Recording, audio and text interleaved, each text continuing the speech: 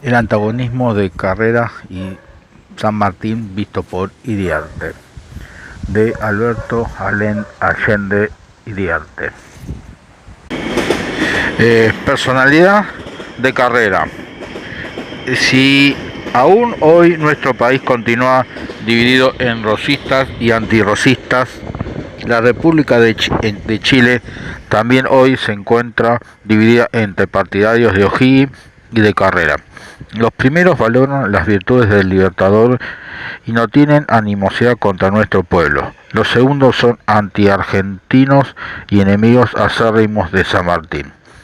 Los carreristas han escrito y siguen escribiendo y difamando la figura del gran capitán, hasta el extremo de tergiversar la historia de su país, en un prolijo plan de quitarle el mérito indudable de su liberación. Por ende, el chileno partidario de Carrera hasta hoy ve en el Libertador el asesino de los tres hermanos y piensa que San Martín impidió el retorno de don José Miguel por razones exclusivas de ambición personal, sin comprender que la presencia de Carrera en Chile habría dividido a su país e impedido la liberación de América del Sur, que juntos concretaron San Martín y Bolívar. No es motivo de este trabajo efectuar una crónica de la vida de Carrera, sin analizar qué luz aporta Iriarte al tema tan controvertido de su antagonismo con San Martín. Don José Miguel Carrera fue un personaje creado al parecer para arrastrar simpatías, para captarse prosélitos y aún para inspirar fanatismo. También podemos decir que tuvo grandes enemigos, estaba provisto de una gran soberbia y tenía una ambición tan desmesurada que lo llevó a transitar una vida llena de peripecias y aventuras, de éxito y fracasos, que en definitiva culminó con su trágico fin.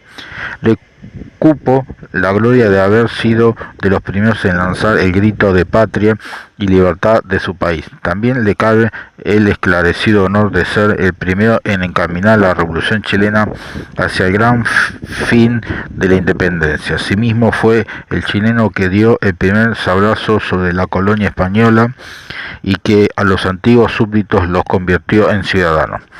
Pero en el alma de este héroe había dos pasiones funestas, el orgullo y la ambición. Ello fue lo que lo condujo en sus alas a la cima del poder y los honores, y fue indudablemente el huracán que desde allí lo trajo de tormenta en tormenta hasta hundirlo en el abismo.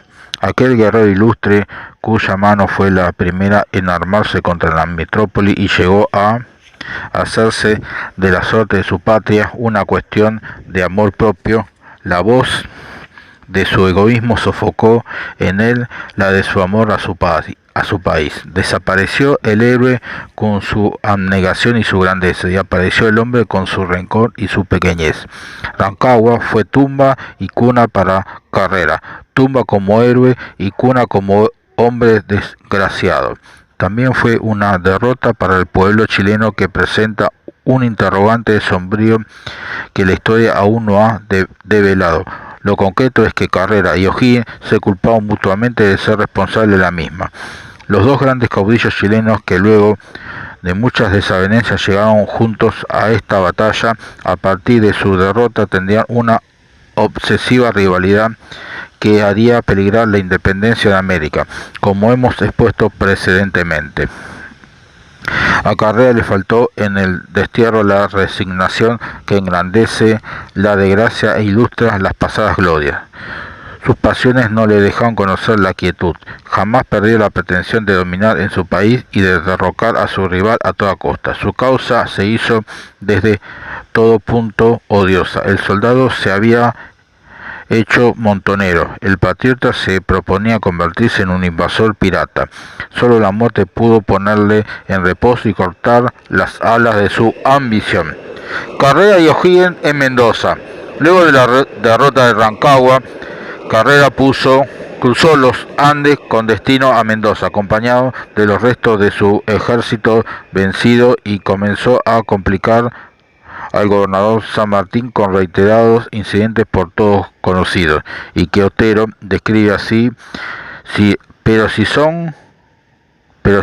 con lo sucedido había motivo más que suficiente para que los Carrera y sus partidarios desistieran de su política, no sucedió así por desgracia, y creyendo ellos que podían hacer en Mendoza lo que impunemente había practicado en Santiago, siguieron resistiendo a San Martín y tratando de dar por tierra con su autoridad, apoyados en la tropa que les era adicta, entregándose a un trabajo de zapa, y al mismo tiempo que sus emisarios se encargaron de reclutar conspiradores entre el paisanaje mediante su proselitismo de mala ley, y convertían su cuartel en fortaleza.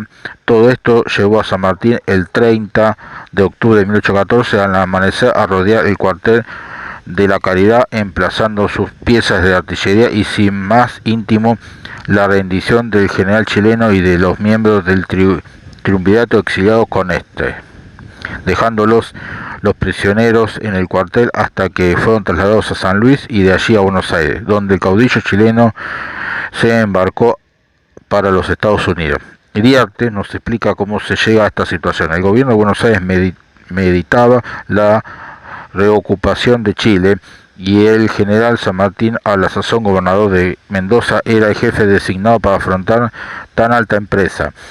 Había comenzado a reunir fuerzas para escalar los Andes.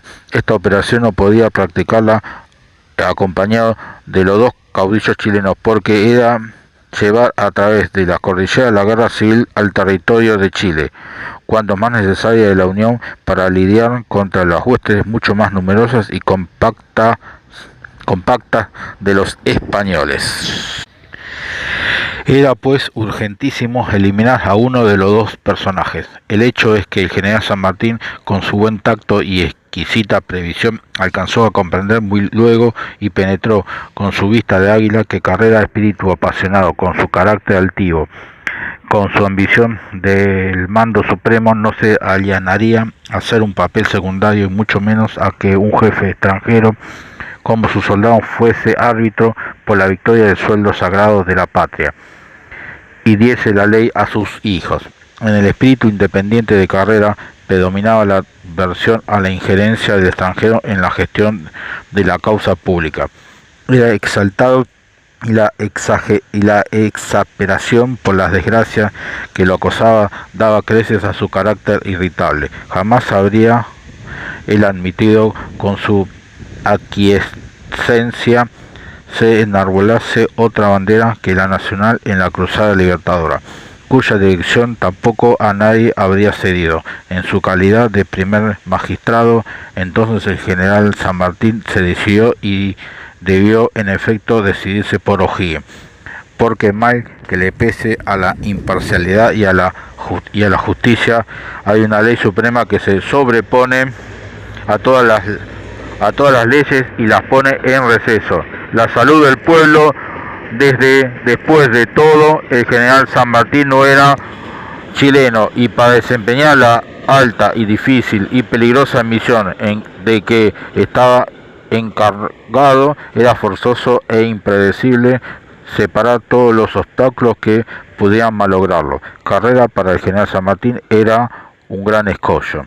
El general O'Higgins, uno de los mejores soldados de la independencia, tenía un carácter naturalmente dúctil y condescendiente, y se prestó muy luego deferente a las prescripciones y disposiciones previas del general San Martín, plegándose muy voluntarioso bajo el imperio de circunstancias muy apremiantes a las miras del general en jefe. Este tuvo también en cuenta que O'Higgins contribuiría con un gran contingente personal que lo acataba como jefe del partido, y que estaba rodeado con una aureola prestigiosa como uno de los primeros paladines del ejército chileno. Los planes de Carrera desde los Estados Unidos.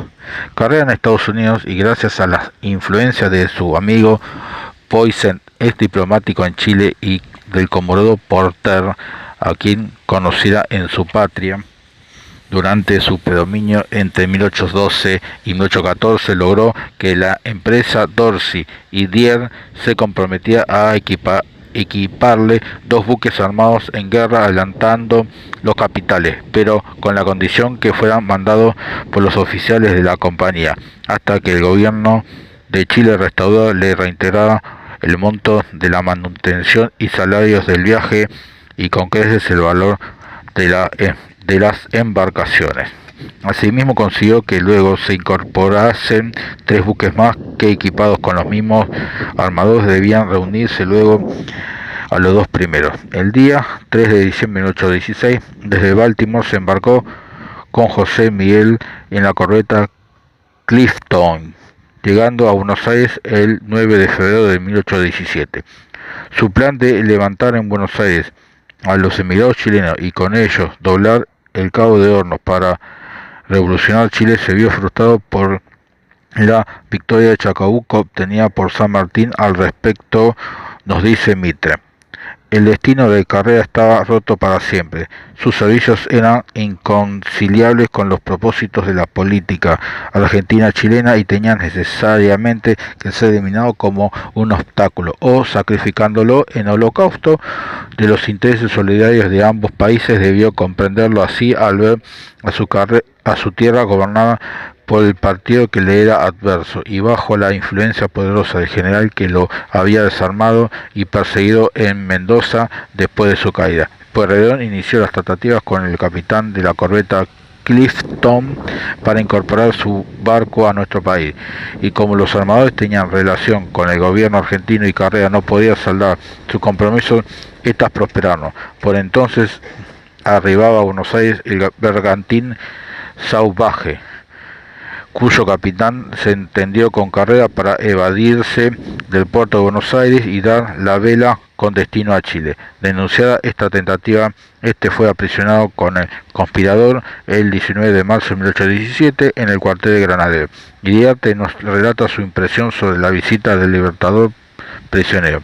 En una entrevista del general San Martín con José Miguel Carrera en prisión, después de mezclar recíprocamente los cumplidos de cortesía a las más agrias recriminaciones, se separaron descontentos sin arribar a un resultado pacífico.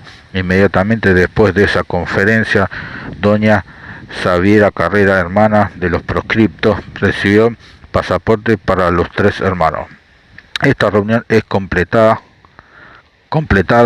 por Mitre en esta forma: San Martín le renovó el ofrecimiento hecho por el director Pueyrredón de enviarlo a los Estados Unidos en calidad de ministro diplomático de las Provincias Unidas, agregando que aún su presencia en Chile podía ser motivo de agitaciones perjudiciales a la causa de la independencia.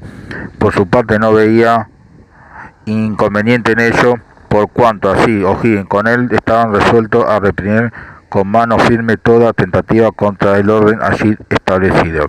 El caudillo chileno se negó arrogantemente. Carrera poco después pudo evadirse de su prisión y fugó a Montevideo para evitar tal vez el mismo destino que no tardaron a sufrir sus desgraciados hermanos. La muerte de los hermanos Carrera. Al respecto nos cuenta Iriarte: habían salido fugitivamente de Buenos Aires en el mes de julio de 1817, primero don Luis y poco después don Juan José, con el designio de unir a algunos de sus partidarios en la falda de la cordillera para atravesarla por el lado sur y caer de improviso sobre Chile para convulsionarlo. Don Luis fue aprehendido en Mendoza en el mes de agosto y poco después don Juan José en la posta de Barranquilla por un conato de sublevación descubierto por el gobernador intendente coronel Luzuriaga. Se les informó causa y fueron ejecutados el 8 de abril de 1818, es decir, 3 días después de la espléndida victoria obtenida por los independientes a las órdenes del general San Martín en los campos de Maipú. El Libertador, después de este triunfo, acordándose de los dos desgraciados hermanos, pidió y obtuvo su indulto. He aquí un documento que lo comprobaría. La comunicación del general San Martín al director O'Higgins: excelentísimo señor, si los cortos servicios que tengo rendidos a Chile merecen alguna consideración, los interpongo para suplicar a vuestra excelencia se sirva mandar se sobresea en la causa que se sigue a los hermanos Carrera. Estos sujetos podrán ser tal vez útiles a la patria, y vuestra excelencia tendrá la satisfacción de haber empleado su clemencia uniéndola en beneficio público. Dios, etc. José de San Martín. Pero el perdón llegó tarde. Ya habían sido fusilados. Carrera, inflamado en odio por la muerte de sus hermanos, no cesó de trabajar en Montevideo contra el gobierno dictatorial, redactando innumerables escritos que en forma clandestina hacía llegar a Buenos Aires, con las autoridades de San Martín y su rival O'Higgins, Ramírez y López en Buenos Aires. La agitada trayectoria del caudillo, de ahí en más, es bien conocida por los estudiosos de la historia. Logra en Montevideo la protección del general portugués Barón de Laguna, hasta que este y el general de Cor, presionados por la corte de Brasil, lo expulsaron de la banda oriental. Rechazado por Artigas, buscó el amparo del caudillo entrerriano Ramírez, a quien en poco tiempo logró subyugar con su natural magnetismo. El general Carrera consiguió que Ramírez se uniese a López y pudo encaminarlos a sus objetivos principales. Iriarte nos habla al respecto. Dos objetos capitales se proponía derrocar la administración de Buenos Aires y escalar los Andes. Era de absoluta necesidad para realizarlos anarquizar la República Argentina, colocar en los gobiernos provinciales personas adictas que les permitiesen levantar tropas y les proporcionasen recursos para invadir a Chile. López y Ramírez unidos enfrentaron al ejército dictatorial al mando del general don Juan Ramón Balcarce y lo derrotaron completamente en la batalla de Cepeda, 1 de febrero de 1820. Iriarte explica los resultados de esa contienda. Nombrado gobernador de Buenos Aires, el ciudadano don Juan Manuel de Zarratea abrió las puertas de la ciudad a los montoneros y en un tratado que celebró con ellos en el Pilar, 24 de febrero, se consumó oficial y solemnemente la disolución del Pacto de Unión de las Provincias Unidas, constituyéndose cada una de ellas en absoluta independencia. Cabe agregar el agravio que significó para la altiva Buenos Aires presenciar el espectáculo de los caudillos y sus montoneros atando los caballos en la gloriosa pirámide de Mayo. El gobierno le facilitó a Carrera los soldados chilenos que servían en su guarnición. Le proporcionó caballos, armamento, municiones, monturas y equipos, en virtud de lo cual pudo organizar una fuerza de 600 hombres. Habría logrado exitosamente la primera etapa de su plan. Continúa el general Iriarte. El general Alvear, después de su largo destierro, acababa de regresar a Buenos Aires y poniendo en acción su prestigio e influencia personal y ayudado de sus partidarios políticos, se propuso restablecer su pasado ascendente y derribar al general Soler, que mandaba en jefe del ejército de la capital. El movimiento practicado para llegar a este fin no fue feliz en sus resultados, y el general Alvear hubo de refugiarse al campo de Carrera acompañado de los jefes y oficiales comprometidos. Junto con Alvear y su grupo llegó Iriarte al campamento de Carreras, y a partir de ese encuentro quedó prendado del natural encanto del chileno, siendo desde ese momento su incondicional amigo hasta el fin de su vida, y prácticamente el único argentino que escribiera en su defensa. Una obra a 40 años de su muerte, cuando todas las voces de sus compatriotas lo repudiaban y execraban por todos los medios. Continúa Iriarte.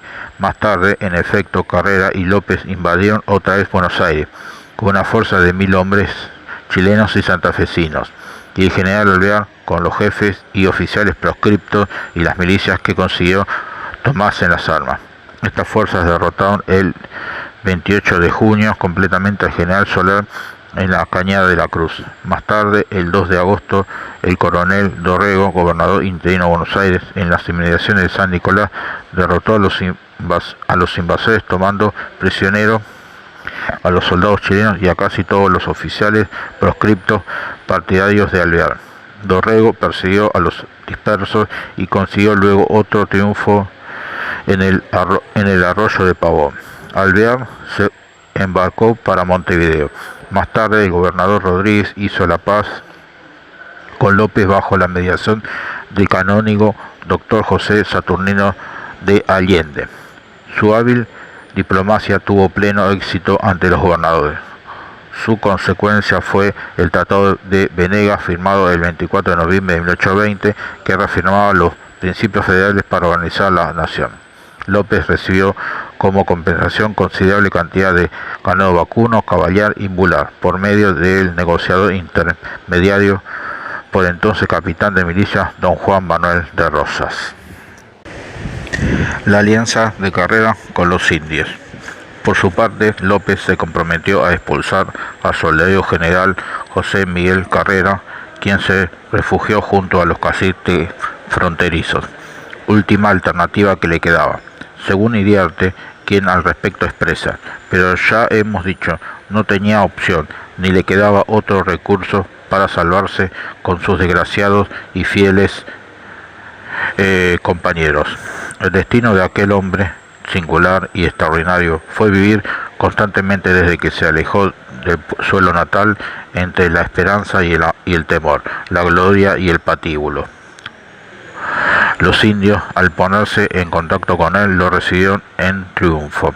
En su tránsito, y sin que los ruegos de Carrera consiguieron contenerlo, saquearon la población de Salto, cometiendo todo género de violencia.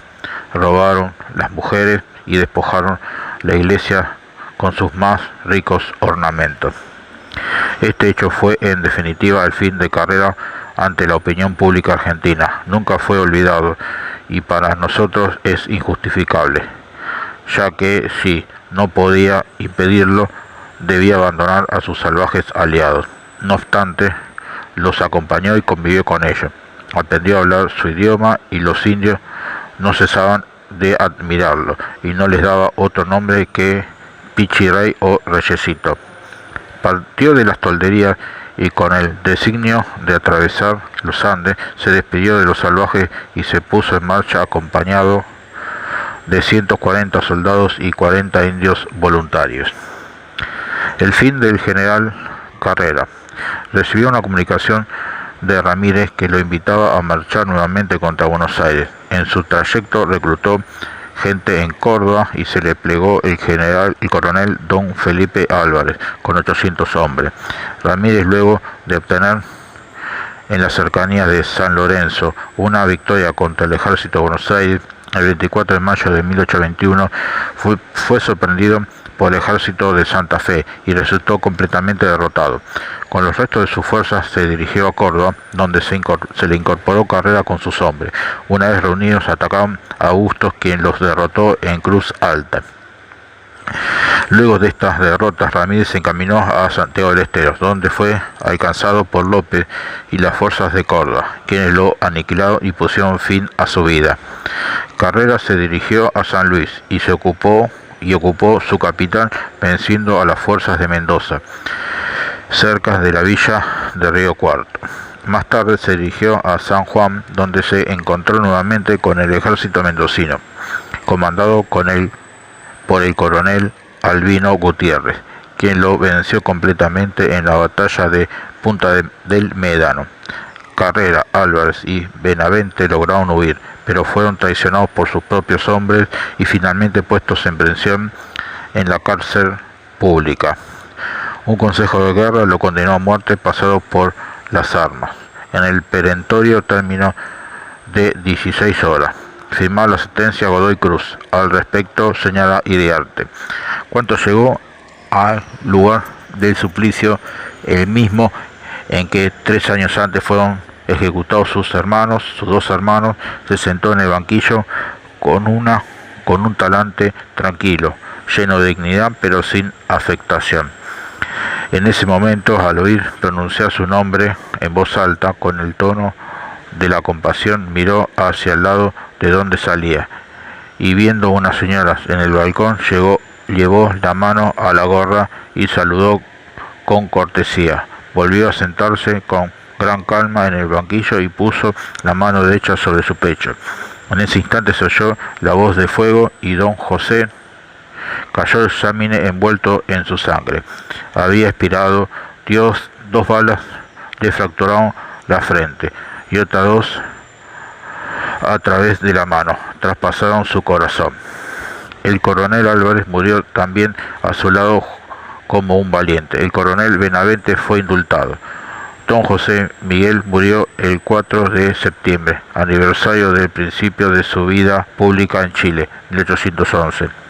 Es indudable que Godoy Cruz tenía expresas instrucciones del gobierno de Chile de proceder en tal forma con el caudillo que había anarquizado la Argentina y que se proponía hacer lo mismo con su país de origen. Tal es así que Rafford de la Retra afirma: el gobierno de Chile decretó honores especiales para los vencedores de Punta del Médano, otorgándole a Gutiérrez los despachos de brigadier general de los ejércitos de aquel país, a Godoy Cruz de brigadier, y se mandaron a acuñar medallas de oro y plata para los jefes y oficiales con esta leyenda: Chile agradecido, y en el reverso, campaña de Mendoza. Deformación de la historia carrerina. Vicuña Maquena, Amunátegui e Iglesias en sus trabajos, demostrando una vez más el plan preconcebido de algunos historiadores chilenos en tergiversar la historia de su país, se ocuparon en desprestigiar la figura del vencedor de carrera en Punta del Médano, acusándolo de ser un hombre primitivo, grosero, sanguinario y de oficio despostador de reses o simple capataz de carros. En realidad, el brigadier José Albino Gutiérrez era un hombre de gran cultura intelectual, como lo prueban sus escritos que obran en el archivo de Mendoza, concerniente a su periodo como gobernador de la provincia. Estos instrumentos denotan una prolija caligrafía y una esmerada redacción, inusual para la época. Era poseedor de una importante fortuna personal, compuesta no solo de propiedades agrícolas, sino también de una tropa de carretas con las cuales Mendoza sacaba sus productos de frutas secas y vinos a diferentes partes del país. Su casa solariega, donde recibía a la mejor sociedad de la provincia, estaba adornada con un gusto exquisito y era prueba de su refinamiento el hecho de ser la primera que llevaba sus paredes empapeladas, lo cual se había impuesto recientemente en Europa. Fue uno de los fundadores del Colegio de la Santísima Trinidad y el profesor gratuito y voluntariado del mismo. Su empresa transportadora de frutos por medio de la citada tropa de carretas demandaba una enorme inversión en animales, arneses y carretas, como así también debía mantener una milicia armada que protegiese los largos viajes, ya que él personalmente respondía por el valor de las cargas que transportaba. Dejó constancia de su generosidad con los 200 caballos que donaba al ejército de los Andes, junto con gran número de esclavos de su propiedad. El general Gutiérrez fue casado en primeras nupcias con Dolores Videla, perteneciente a la ilustre familia mendocina fundada por don Alonso de Videla, conquistador que vino con Villagra en 1531. Doña Dolores era hermana de don Ventura Videla, quien era nada menos que el suegro del patricio mendocino don Domingo Bombal. Es decir, que el general Gutiérrez está entroncado con las más viejas y prestigiosas familias de Mendoza. familias que sin lugar a dudas no casaban a sus hijas con arrieros o despostadores de reses. La verdadera figura del general Gutiérrez demuestra que si los historiadores carrerinos fueran capaces de levantar calumnias y mentiras tan burdas sobre este personaje, deja en claro que todas las injurias que le infirieron al Libertador estuvieran animadas por un espíritu igualmente malicioso. Iriarte termina su biografía sobre el general José Miguel Carrera elogiando la parte positiva de la personalidad del caudillo chileno. Lo importante del trabajo del general Iriarte, publicado en 1863, es que sin lugar a dudas una difícil defensa y justificación a la actuación del general chileno en su tumultuoso deambular por nuestra patria. El mismo denota en su lectura la pena del autor por el trágico fin de su amado amigo. No obstante, no solo no critica, sino que justifica constantemente la actuación del general San Martín, demostrando así el respeto y admiración que sentía por nuestro máximo prócer. Iriarte ha sido un escritor duro y agresivo, pero incapaz de expresar nada que su íntima convicción no se lo ordenara. El antagonismo de San Martín con Carrera y la responsabilidad de su muerte es el punto más controvertido de la historia del Libertador. Iriarte, no obstante, expresa: ya se habrá comprendido que sin falsear la historia no es nuestro propósito formular un juicio muy severo de don José Miguel Carrera, y estamos dispuestos a hacer buen uso de las circunstancias atenuantes. En el desarrollo de su trabajo explicó detalladamente las razones que tuvo el general San Martín para discrepar con el caudillo chileno. Lo liberó totalmente de responsabilidad en el trágico fin de este y lo sobreseyó definitivamente de los cargos que le imputaron, al mismo tiempo que defendió orgullosamente a su controvertido amigo. El general Iriarte consideró que San Martín encontraría la paz y se vería libre de enemigos recién con su fallecimiento, ocurrido en 1850, al despedir los restos del común amigo que tuviera con el Libertador. El brigadier general Tomás Guido en 1865 expresaba: en el dilatado periodo de nuestra perturbación social, pocos seres han de encontrarse tan privilegiados con la fortuna que no cuentan días de amargura y de destierro, y no obstante sus brillantes servicios y su conducta irreprochable es este el lote de la humanidad en los periodos de turbulencia transición, es el resultado inevitable del desborde de las pasiones, del espíritu del partido, y tan cierto es esto que en Belgrano y San Martín, figuras colosales, es el gran escenario de la revolución, han cesado de cebarse sus detractores. Tan solo desde que pasaron a la región de los muertos, recién entonces los recibió el genio de la historia para conducirlos al templo de la inmortalidad.